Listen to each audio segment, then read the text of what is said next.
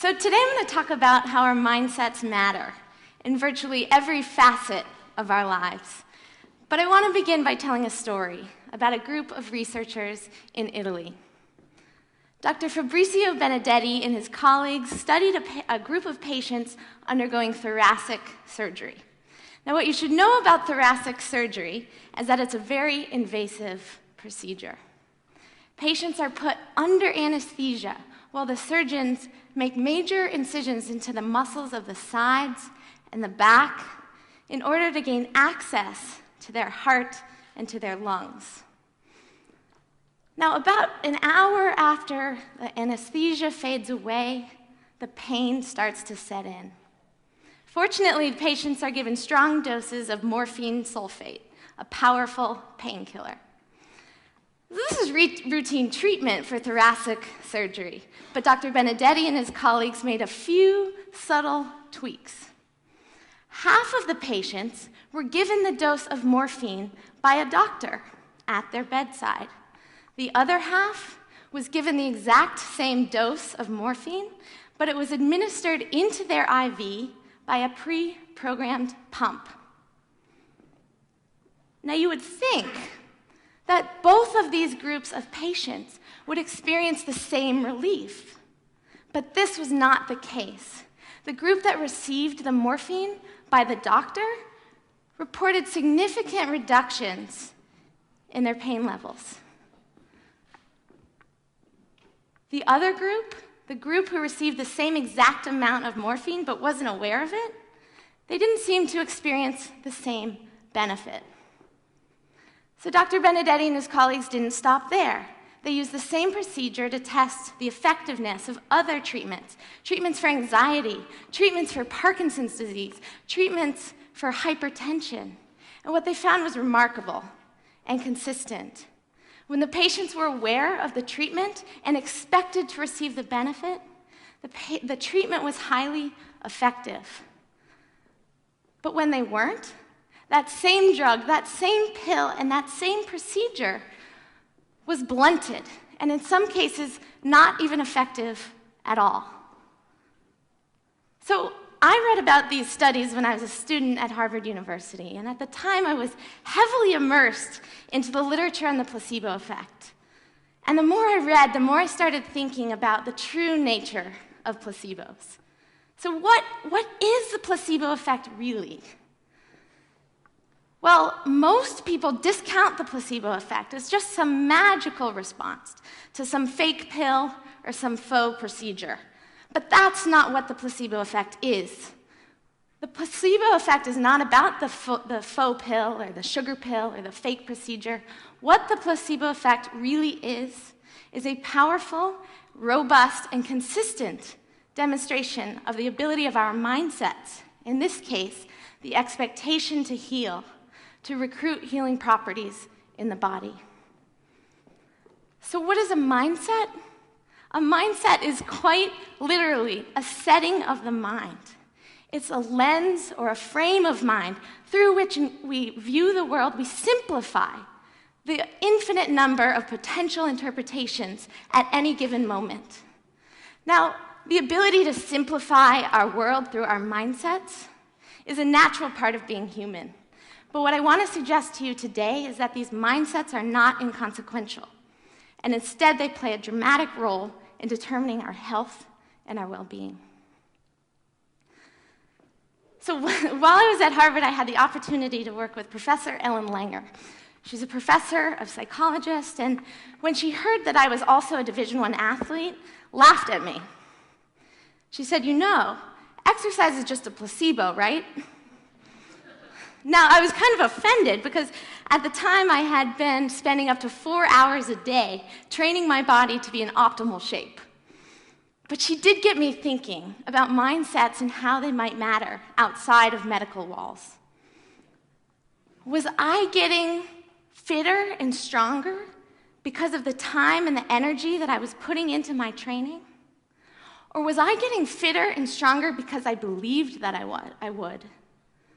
What about the other extreme? What if people were getting an extraordinary amount of exercise but weren't aware of it?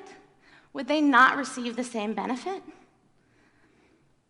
we decided to test this, and to test this, we found a really unique group of women, a group of 84 hotel housekeepers working in 7 different hotels across the US. So these women are on their feet all day long. They're using a variety of muscles, and they're burning an extraordinary amount of calories just doing their job. But what's interesting is that these women don't seem to view their work in this light. We asked them, we said, "Do you exercise regularly?" And 2/3 said no. So we said, okay, well, so on a scale of 0 to 10, how much exercise do you get? And 1/3 of them said 0. I get no exercise at all. So we wondered, what would happen if we could change their mindset? So we took these women, we split them into 2 groups. We measured them on a variety of things, including their weight, their blood pressure, their body fat, their satisfaction with their job. And then we took half of them and we gave them a simple 15-minute presentation. We gave them this poster and we said, you know, your work is good exercise. It satisfies the Surgeon General's requirements, which are quite simply to accumulate about 30 minutes of moderate physical activity. You should expect to receive those benefits. 15 minutes. We came back 4 weeks later and we measured them again. Not surprisingly, the group that didn't receive this information didn't change. But those that did looked different. They dropped weight. They had a significant reduction in systolic blood pressure. They dropped body fat. And they reported liking their job more.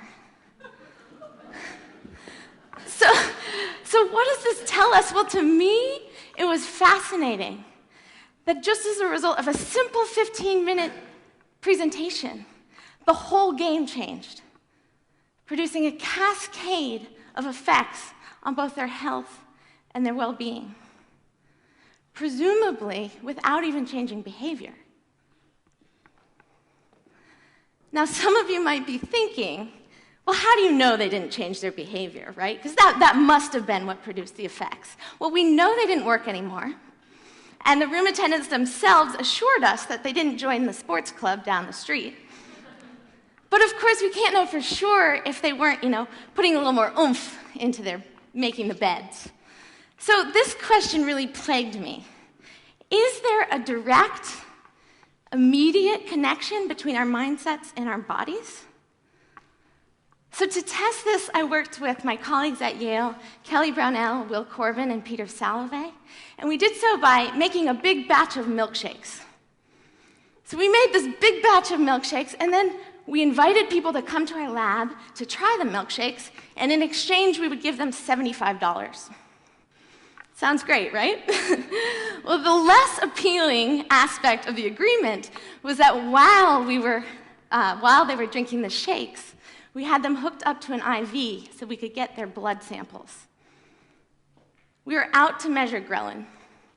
Ghrelin is a peptide. It's secreted in the gut. The medical experts call this the hunger hormone. So when we haven't eaten in a while, our ghrelin levels start to rise, signaling to the brain it's time to seek out food and slowing our metabolism to, just in case we don't find that food. Now, say we go out, we find and we devour a milkshake, a hamburger, some French fries, our ghrelin levels drop, signaling to our brain, time to stop eating, and revving up the metabolism so we can burn the food that was just consumed. So the participants came in, we hooked them up to an IV, and then we gave them a milkshake, Sensa shake. This is 0% fat, 140 calories, 0 added sugar. This is guilt-free satisfaction.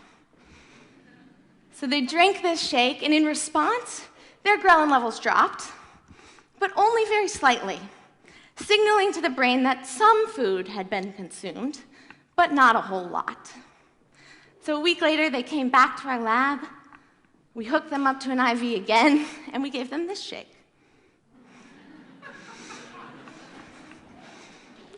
620 calories, 30 30 grams of fat, 56 grams of sugar. Now this is decadence you deserve.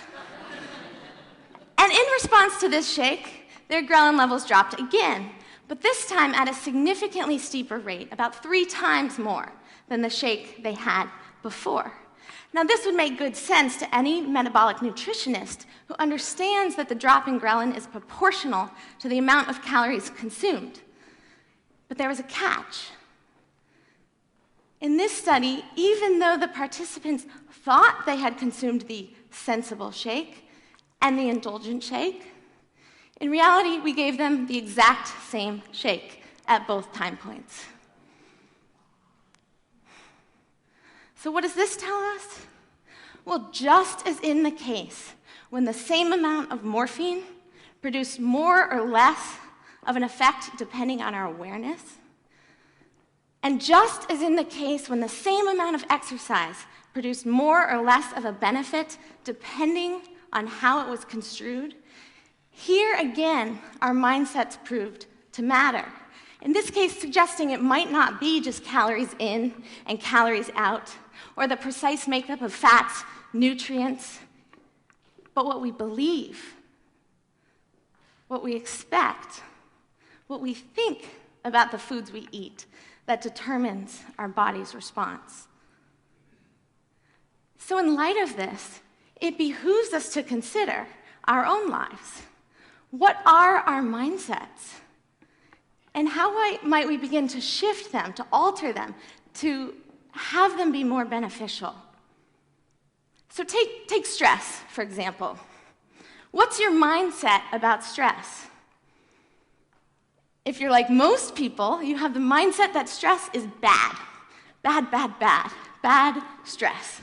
Now, this is not surprising, considering that everywhere we look, there's warnings, labels, yelling at us, reminding us about the negative effects of stress. But the truth of stress is not so clear-cut, and in fact, there's a robust and growing body of research showing that stress can have positive effects, enhancing effects on our health, our well-being, and our performance. Now, I'm not here to try to persuade you that the effects of stress are enhancing, but rather to point out that the truth of stress is like most things in life, and that is, it's uncertain. And therefore, to raise the question, do our mindsets about stress determine our response? So to test this question, I worked with Sean Aker and Peter Salovey, and we worked with a group of 300 employees. This was after the 2008 financial collapse, and we decided they were stressed. They had just heard that 10% of their workforce was going to be laid off, and they were overworked. So we decided to see if we could change their mindset. And we did so by having them watch simple video clips. So I'm going to show them to you here simultaneously, but half of the participants saw the one on the left, half saw the one on the right.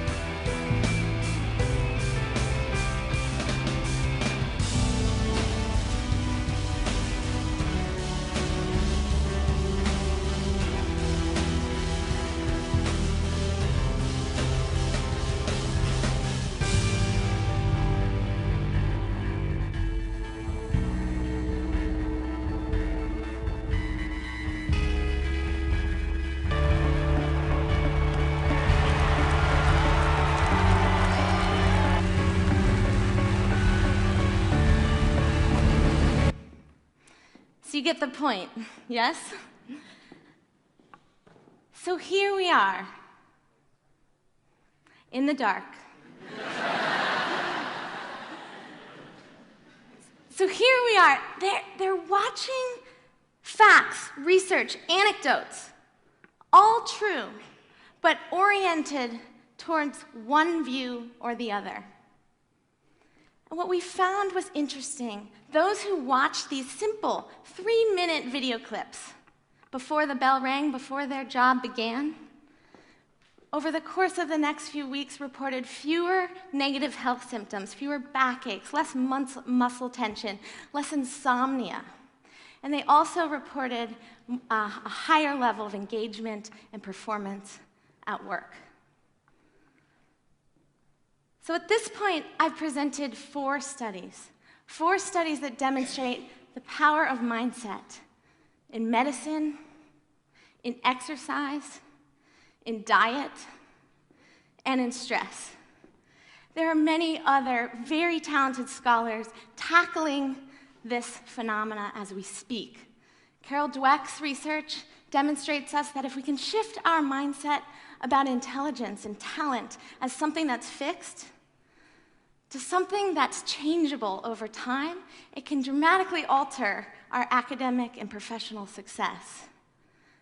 Yale epidemiologist Becca Levy's research shows us that if we can change our mindsets about aging, from viewing aging as an inevitable process of deterioration to a process of gaining wisdom, gaining growth, not only shapes the course of how we grow old, but even extends longevity.